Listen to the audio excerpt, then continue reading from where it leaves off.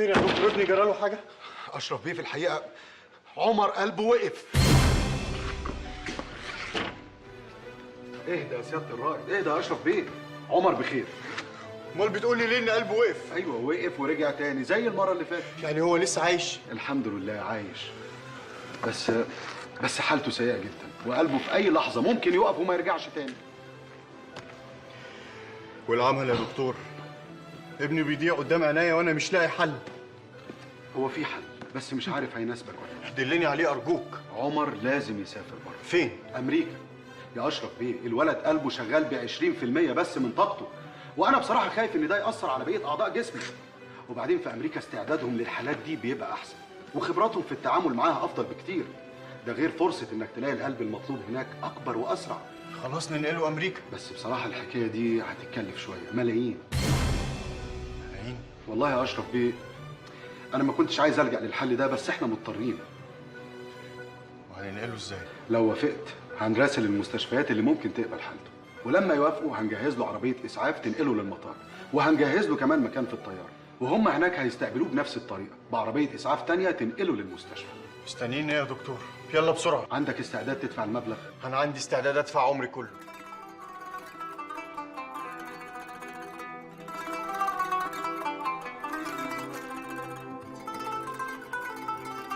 عمري كله بس اشوف عمر عايش. ارجوك يا دكتور اعمل كل اللي لازمه وانا مستعد للسفر. اتفقنا يا اشرف بيه، اتفقنا.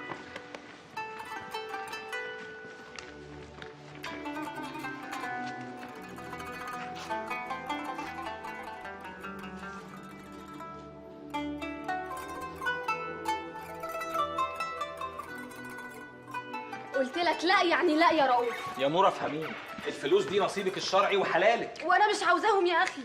بس انا بقى عايزهم. يعني ايه؟ ما انت عارفه حالتي الماديه اليومين دول، وخصوصا بعد ما رجعت من الاعاره. دي مشكلتك حلها بنفسك.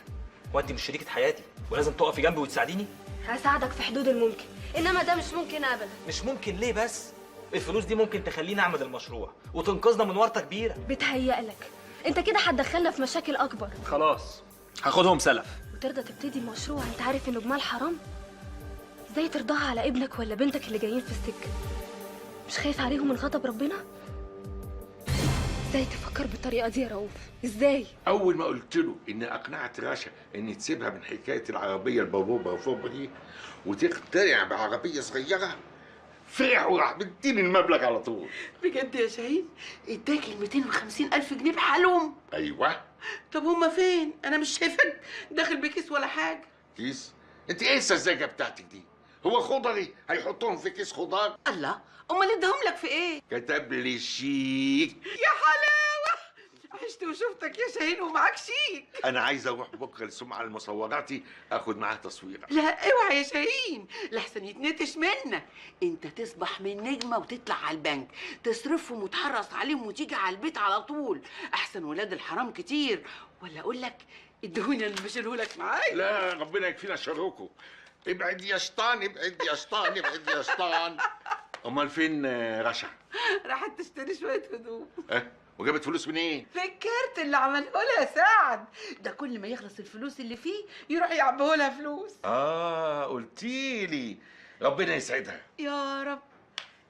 انا قول لي يا شوشو، تفتكر انا لو فتحته دلوقتي في موضوع الكوافير بتاعي هيوافق؟ وما يوافقش ليه؟ بس هيكتبك شيك. يكتبني ايه يا اخويا؟ هيكتبك شيك زي ما كتبني انا شيك علشان يضمن حق. الله، وانت يا راجل عبيط ولا بتستعبط؟ ازاي تكتب له شيك؟ ليه؟ مش فلوسه خدتها منه؟ الله، طب افرض انك انت ما قدرتش تساعد يدخلك السجن. طبعا السجن ارحم من الحياه الممله اللي انا عايشها دي. على الاقل هناك هلاقي ناس اتكلم معاهم. هو انا مش مكفياك يا راجل؟ وانت ناس؟ امال انا ايه؟ انت الناس.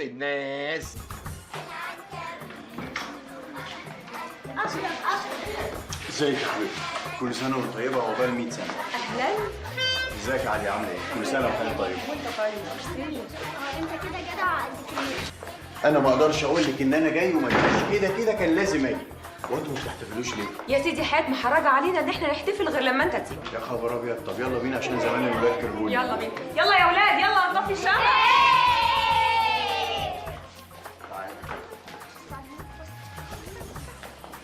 Happy birthday to you. Happy birthday to you. Happy birthday to حياة. Happy birthday to you. سنة حلوة يا جميل. سنة حلوة يا جميل. سنة حلوة يا حياة. سنة حلوة يا جميل. يلا حلم بلم بلم حيا واتبسط. عيد الميلاد الليلة أسعد الأعياد. تلاقى واتبسط. وحياة النبي وحشتيني قوي يا ست. وانتي كمان وحشتيني. قوليلي عامله ايه يا نواش؟ الحمد لله ماشيه، اديني بشتغل مساعده عند دكتوره امراض نساء عندنا في الحته. مساعده دكتوره مره واحده دي تيجي ازاي؟ انتي مش فاهمك انتي في الطب. لا ما هو اصل انا ما بساعدهاش في العمليات ذات نفسها، يعني انا بنظم لها دخول وخروج العيانين. بوابه يعني. حاجه زي كده. قوليلي بقى، الدكتوره دي كويسه؟ يعني لو شاطره شوري عليا اروح لها، يمكن الشفا يكون على ايديها. يعني اصلها يعني يا ست سماح مش قد كده، وبعدين يعني اصلها يعني لا مؤاخذه بتعمل عمليات بطاله. يا اخي وش دخلك انتي في السكه دي؟ اعمل ايه بقى يا ست سماح، ما انت عارفه الحوجه وحشه، وبعدين انت من ساعه ما سبتيني وانت قطعتي فيا، وانت عارفه ان انا عندي عيال وعايزه تتربى. ربنا يعدلها لك. خدي دول. ايه ده؟ لو وحياة النبي ابدا، انا جايه ازورك لله في لله. خديهم بس يا نواشة عشان المواصلات. ان شاء الله تسلمي لي يا ست سماح. انما قولي لي يا اختي، ايه العز والقبهه دي كلها؟ ده باين عليه سي مختار من عيله علوي قوي. دول ناس محترمين قوي. طب طمنيني عليكي، انت عامله معاهم ايه؟ مفيش، كل واحد في حاله وادينا عايشين والسلام. عايشين والسلام؟ بس باين عليكم عايشين عيشه ايه ولا حد داري بيها. مين دي؟ دي واحده معرفه، الحاجه كوثر والدة سي مختار. اهلا بيكي يا ست الحاجه. انت اسمك ايه؟ خدامتك نواشي. حواشي؟ لا نواشي بالنون. بقول لك ايه، البيت ده ما تعتبوش مره تانية ابدا، لان مالكيش فيه اي حد، فاهمه؟ ليه يا ست الحاجه كفاله الشر؟ هو انا صدر مني حاجه زعلت حد؟ يا ست الحاجه دي ضيفتي. انت كمان ضيفه هنا، والمفروض الضيف ما يجيبش اي حد معاه، ومش ناقصين بلاوي اكتر من كده. الظاهر يا جماعه انتوا مش فاضيين، يلا سلام عليكم. حرام عليكي. حرام عليا انا ولا حرام عليك انت؟ انت بقى بصراحه اللي لازم تسيبي البيت، انت يظهر ما عندكيش دم، لازقه امريكاني. الله يسامحك. ويسامحك يا حبيبتي. اللي غيظني بقى انك عايشه دور الطيبه والمسكنه تمام قوي. يا رب يا رب ارحمنا برحمتك من البلاوي دي.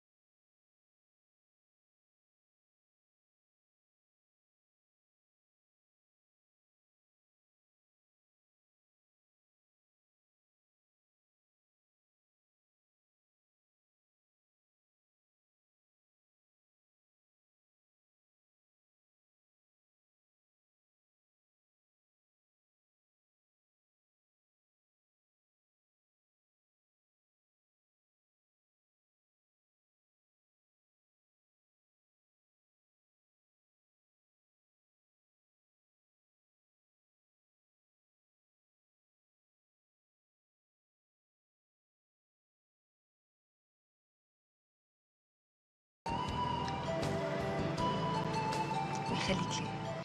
طب اهدي يا ماما، بس مش كده.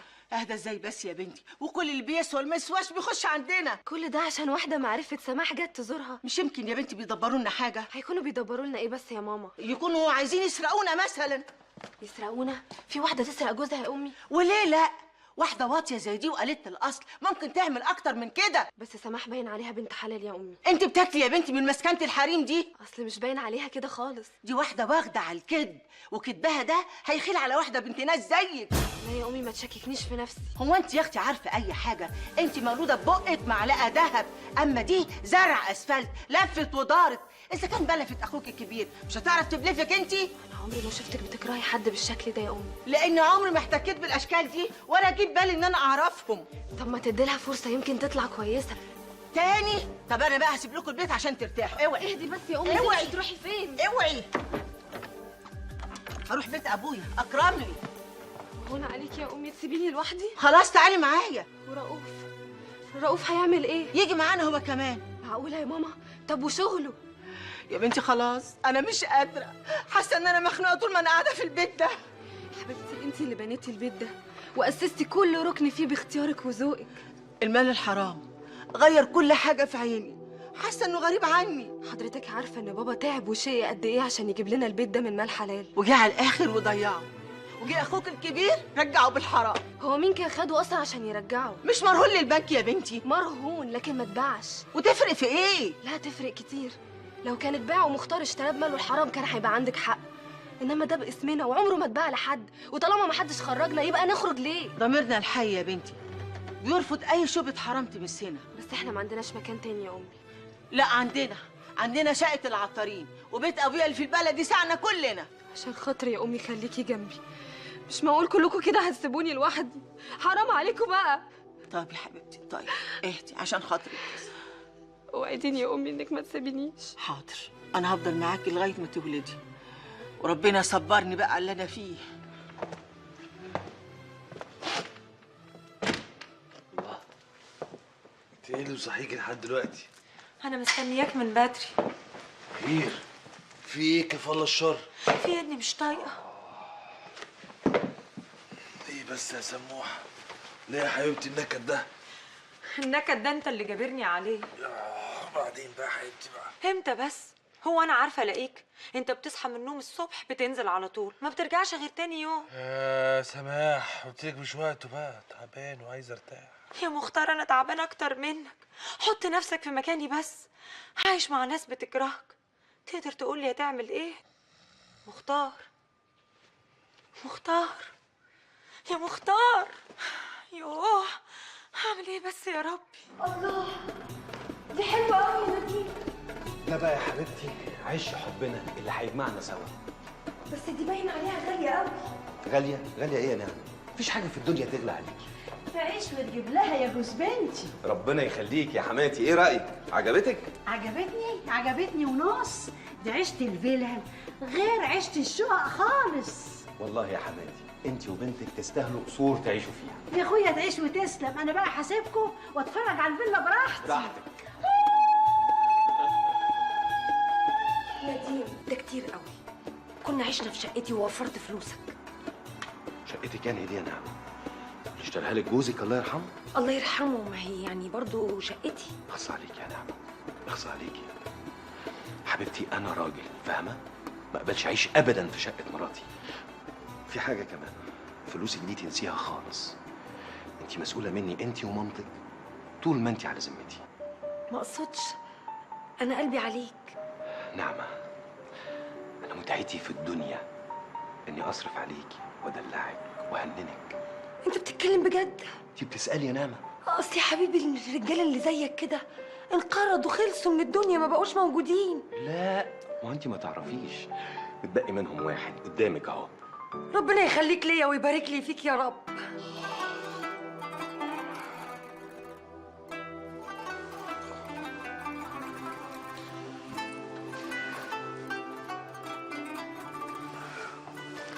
صباح الفل.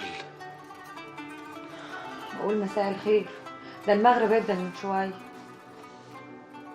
مالك يا سموحه؟ وشك مقلوب ليه كده؟ انا عايشه في نار وانت ولا على بالك. نار؟ نهار ليه؟ حصل ايه كفل الشر؟ في حد ضايقك؟ قولي لي مين هو وانا اعرفه شغله. بصراحة كده يا سي مختار، الست والدتك بتعاملني وحش قوي. وحش ازاي؟ ديك النهار نواشي جت تطمن عليا، قامت شتمتها وطردتها. ماما عملت كده؟ ده غير نظراتها ومعاملتها الجافة ليا. أرجوك يا سي مختار مشيني من هنا. امشيكي على فين؟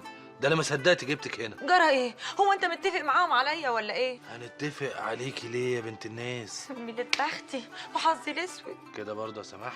انت بختك مايل؟ مش قصدي والله يا سي مختار، بس اللي ايده في المية. يا بت، نار اهلي ولا جنة البعد عنهم، دول ناس طيبين قوي صدقيني. بس الست والدتك دي شديدة قوي. بس قلبها ابيض وزي الفل، اصبري بس عليها شويه عشان خاطري. مش قادرة انسى ساعة ما طردت نواشي وحرجتني قدامها. زي امك برضه.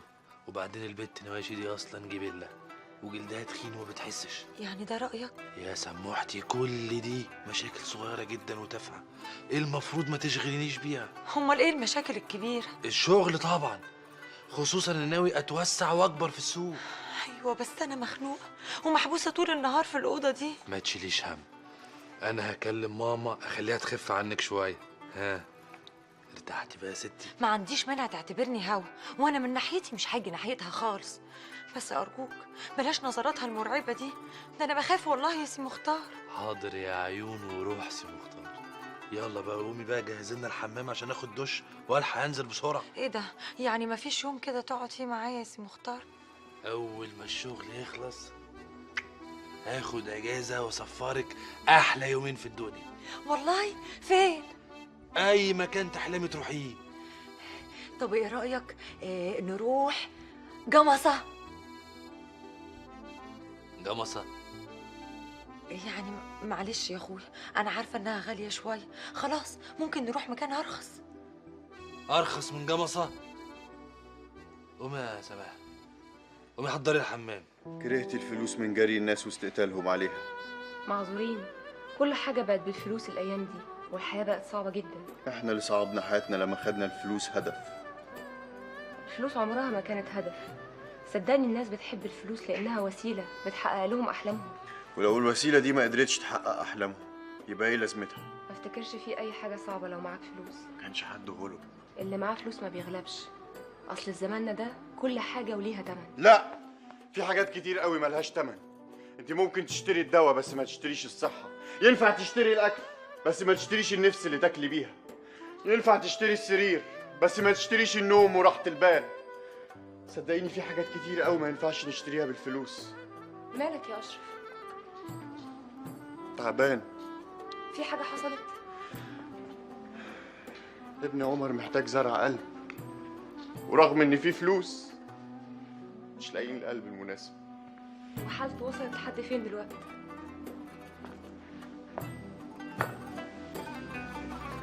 الدكاترة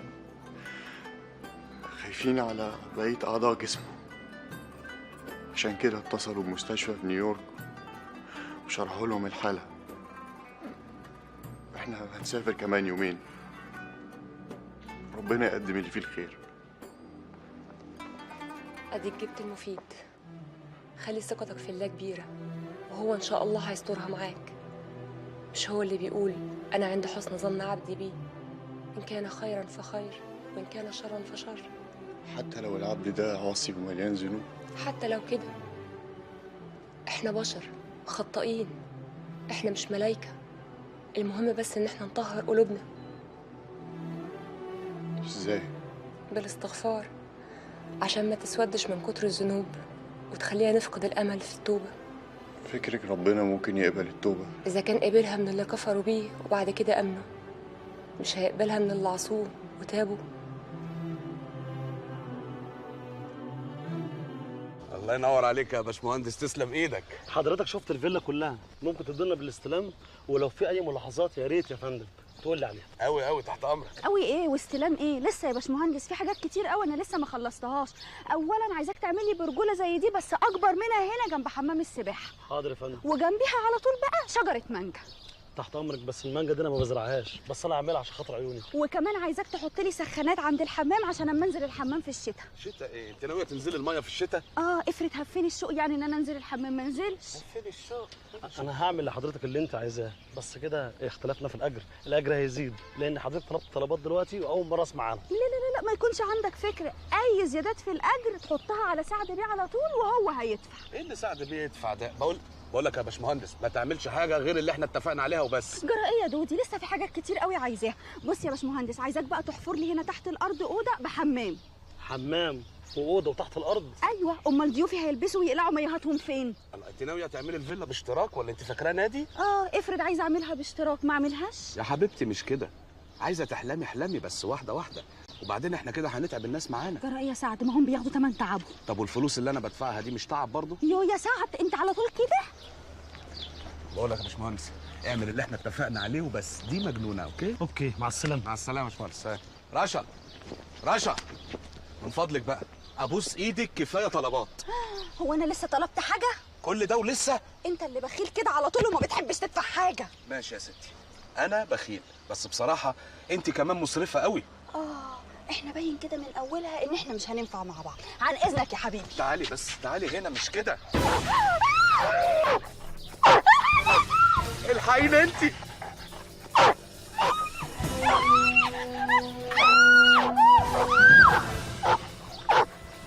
يا شيخ ربنا يعمل بيتك. امسكيه كويس يا رشا، انا جاي. تشارلي تعالى هنا، بقولك تعالى هنا. really I'm so sorry. ايه اللي سو سوري؟ ده كلام؟ ده كلام؟ العضة وجعاني قوي يا سعد. هو لحق يعضك يا حبيبتي؟ الف سلام عليك يا روحي، الف سلام عليك. على فكره بقى انا مش هسكت، انا هرفع قضيه. واي حضرتك ده كلب متربي وكمان واخد كل التطعيمات، اطمن مفيش قلق عليها. وايه اللي مفيش قلق عليها؟ هو انا مأجرها؟ دي خطيبتي دي يا هانم، وهتبقى مراتي، وانا لا يمكن اسمح لكلب زي ده انه يعضها. ده كلب الماني ومن سلاله نادره. انت بتهدديني يعني؟ اللي ايه الماني؟ مش فاهم انا. على فكره انا ما بخافش. ولا انا. ايه انتوا الاتنين هتقعدوا تتخانقوا وتسيبوني؟ عموما انا كلمت الدكتور وزمانه جاي حالا. ايه رايكم تيجوا عندي في الفيلا نستناه هناك على بال ما يجي تكونوا شربتوا العصير؟ عصير ايه ده اللي هنشربه؟ ولا عصير؟ دي الست دي غريبه والله العظيم. يا ست احنا في بينا خصومه دلوقتي، يعني مشكلتنا دي تتحل في المحاكم بقى ان شاء الله. هو حضرتك اسمك ايه؟ انا المليونير سعد ليلي. تشرفنا. وابا دام احنا جيران متهيالي المشكله دي نقدر نحلها بطرق ابسط من كده بكتير، خصوصا ان احنا ما نقصدش نأذي حد. ولما تربوا وحش مفترس زي ده تبقوا قاصدين ايه؟ ده للحمايه. هو بتاع الحمايه ده بقى عض عروستي وفرحنا كمان كام يوم. انتوا هتتجوزوا قريب؟ المفروض اننا نتجوز قريب قبل المصيبه دي ما تحصل. الف مبروك. انا نسيت اعرفكم بنفسي، انا نانسي شاكر، حرم رجل الاعمال سعيد جويش. سعيد جويش؟ سعيد جويش المليونير المعروف، رجل الاعمال المشهور؟ طبعا تعرفه. اللي اعرفه طبعا، ده اشهر من نار على العالم، وبصراحه طول عمره راجل محترم. جرى ايه؟ انت هتهبط ولا ايه؟ معلش يا حبيبتي، دول ناس محترمين وما يصحش ان احنا نغلط معاهم. وهم اللي غلطوا الاول مش احنا. معلش يا روحي، المسامح كريم. يعني الكلب يعضني وانت ما تجيبليش حقي؟ احنا تحت امرك في اي تعويض. لا ما يصحش تعويض ايه، لا انا عندي الحل، والعين بالعين والسن بالسن والبادي اظلم. يعني ايه ان شاء الله؟ يعني يا روحي زي ما الكلب عضك عضي. الله، هو مصروف البيت اللي انا اديتهولك ما خلصت لسه يا هنيه ولا ايه؟ موسي مختار برضه مديني فلوس يا ست. مختار؟ ربنا يخليهم لك ويطرح لك فيهم الف بركه وتفرحي بهم، قادر يا كريم. طب شيلي الاكل ده. ليه يا حاج؟ بقول لك شيلي الاكل وروحي هاتي لي حته جبنه قديمه من اللي جات لنا من البلد. بس الحاجه غلط عليكي، بيرفع الضغط والدكتور مانع عنك. انت مالك انت؟ اسمعي الكلام. حاضر يا حاج حاضر. ايوه يا ماما، بس ما بسش ولا حاجه، الاكل ده من فلوس حرام واحنا بقى مالناش فيه. انت بتهرج ولا بتتكلم جد يا ميخا؟ هو شعار البنك قدامك اهو. لا ده كتير قوي يا مختار. يا راجل حد يبعزق نص مليون جنيه في شهر واحد؟ انا مش عارف، ده مال حرام ده ولا ايه؟ فلوس ما فيهاش بركه. كده المبلغ مش هيكفيني سنتين على بعضهم. بصراحة ربنا يا مختار انت اللي غلطان، قاعد بتبعزق فلوسك شمال ويمين. مش بتبسط؟ ملعون ابو القرش اللي ما يمتعش صاحبه. طب بقول لك ايه رايك لما تنبسط وتكسب في نفس الوقت؟ بسم الله ما شاء الله، يعني فلوسك كتيرة قوي. مش فاهم، شكلكم بترسموا على حاجه في مصلحتك 1,000,000%، وكل ده عشان خاطرك يا برنس الليالي. خير. اسمع، فلوسك دي لازم تستثمرها في مشروع. يا جماعه انتوا فاهميني غلط، هو انا مش لاقي مشاريع؟ ده المشاريع على قفا من يشيل، انا اللي ماليش نفس. طب اوعى دي، ايه رايك في اللي يجيب لك مشروع ويفتح نفسك؟ هيبقى شغل برضه، وانا خلاص بطلت الشغل وتفرغت للمتعه واللعب. ما هو ده لعب بس على تقيل. هو ايه ده؟ راتاتاتا، النايت كلاب. نايت كلاب؟ نايت كلاب بتاع تيفا ابن عمي، ما انت عارفه. ماله؟ تيفا عايز يبيع النايت كلاب. يبيعه ليه؟ ده حاطط فيه شقه عمره وصرف عليه ياما. اصل عقبالك يعني ناوي يفتح فرع تاني في دبي، فمش هيعرف يباشر بقى النايت اللي هنا والنايت اللي هناك، فقال لك يبيع اللي هنا. دبي؟ ده عمك دوت لعيب. ها قلت ايه؟ في ايه؟ في ايه؟ في انك تشتريه منه. استغفر الله العظيم يا رب، انا اشتري كباريه؟ وماله يا مختار، ما انت بتسهر فيه كل ليله. اسهر فيه انما يتقال عليا صاحبه؟ ده مال حرام 100%. والحريم والقمار مش حرام برضه؟ الحريم انا متجوزهم عرفي، والقمار بصرف من فلوسه على الفقراء والمساكين والمحتاجين، ما باكلش منه. والحشيش اللي انت بتشربه مش احسن من الخمره اللي بتشربوها؟ على الاقل الحشيش ده شبهات، انما الخمره دي محرمه بنص. يا عيني اشجيني، اموت فيك يا ميخا وانت مستنشق. لو على الشغل افتح شركه استيراد وتصدير. هتصدر ايه وتستورد ايه؟ اي حاجه ان شاء الله، حتى تين شوكي. تين شوكي جرى يا جدع، انت مش لسه قايل انك رافض تشتغل؟ الظاهر ان الواحد مكتوب عليه يشتغل مهما جمع. يا راجل سيبك من الكلام ده، مفيش احسن من اللعب. وماله اما نلعب ونشتغل، وبدل ما الواحد يفكر ازاي يصرف القرش، يفكر برضه ازاي يجمعه ويكبره. لا لا لا لا لا لا، انا انحني ليك يا مستفهم انت. عايز استفهم؟ ايوه، وازودهم. وربنا يعوض في اللي فات.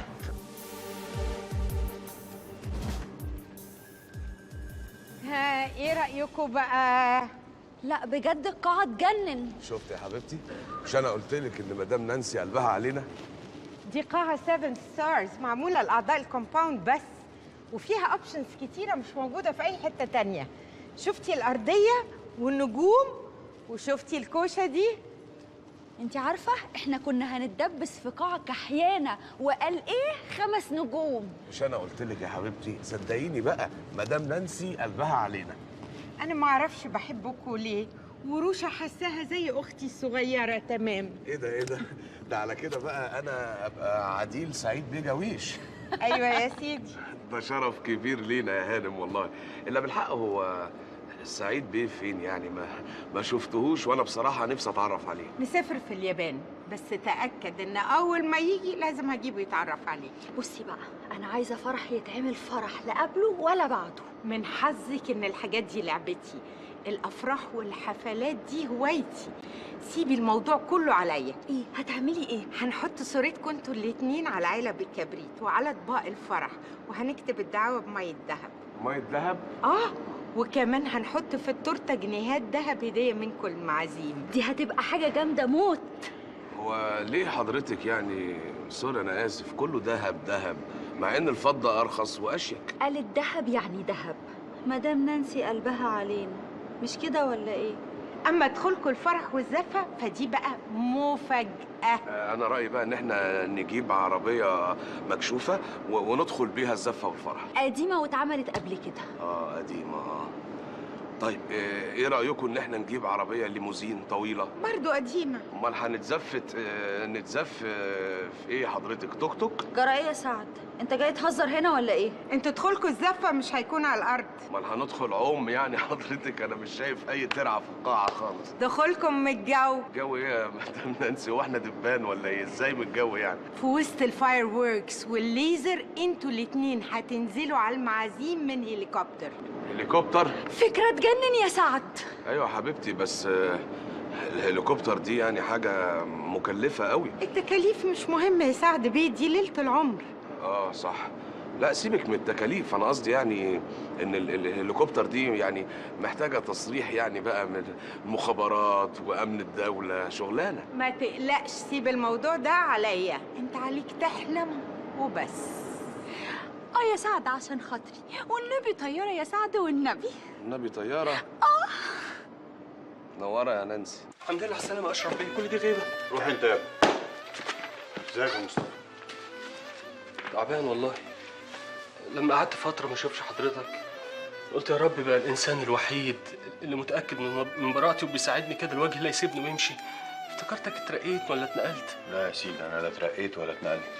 انا بس ابني تعبان شويه وكنت مسافر معاه بره مصر عشان اعالجه. لا الف سلامه عليه، ان شاء الله ربنا يشفيهولك. انت ابن حلال وتستاهل كل خير. لا قول لي يا مصطفى، انت عندك ولاد؟ انا لسه عريس جديد ومراتي لا مؤاخذه حامل. قادر ربنا ان شاء الله يخرجك من هنا وتحضر ولادته. الله، حلم جميل قوي، بس مش عارف ليه حاسس انه مش هيتحقق. عارف يا اشرف بيه، انا طول عمري ماشي جنب الحيطه، عمري ما فكرت اخالف قانون، اي قانون، اي حاجه بتقول عليها الحكومه انا بجري انفذها كده حتى لو مش فاهمها، مش مهم، المهم اني ما اخالفش. وبعد ده كله اترمي في السجن في جريمه قتل ما عملتهاش. طمن يا مصطفى، المحكمه وكلت لك محامي عشان يترافع عنك. يا ريت يكون في امل، يا ريت. الامل دايما موجود. تفتكر؟ ليه لا؟ عشان انا ضعيف.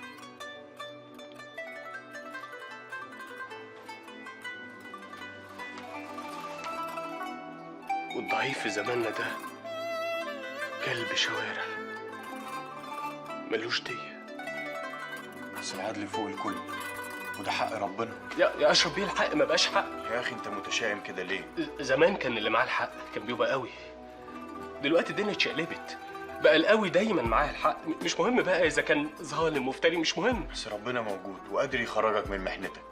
حتى لو ما خرجنيش قادر ينتقم من اللي ورطني في المصيبه دي. هو مين اللي ورطك؟ اللي قتل ابن عمي بدم بارد وهرب بقلب ميت وعلق دمه في رقبتنا. وانت تعرفه؟ من غير ما اعرفه. ربك اللي فوق الكل عارفه، وبدعيله ليل نهار انه ينتقم منه ويذله دنيا واخره. حسبي الله ونعم الوكيل، حسبي الله ونعم الوكيل. افتح لكم ازازه يا بهوات. مش لما نخلص الازازه اللي قدامنا؟ ما انتوا بقالكم ساعتين قاعدين شغالين الترابيزه على 2 بيره، افتح لكم 2 ساعين بدل السخن دول. سيدي قلت لك لا. بصوا بقى، ده المحل ده اكل عيش وانتوا شغالين المكان على الفاضي. ضرير انت يا مش عارف انت بتكلم مين؟ على فكره تيفا صاحب النايت كلاب ده يبقى ابن عمي. استاذ توفيق هو اللي قال لكم كده. تيفا ابن عمي قال لك كده؟ سيب لكم 10 دقايق مهله، يا تطلبوا طلب جديد يا تسيبوا المكان لزبون تاني يدفع ويشيل. طب غور من قدامي دلوقتي. اخص على ده زمن. على اخرة الزمن يا عم الحاج بقينا زباين. الله يرحم ايامك يا عم مختار. والله كان فييس وبنغنغنا معاه. بقول لك ايه، هو ايه حكايته؟ مش ظاهر ليه؟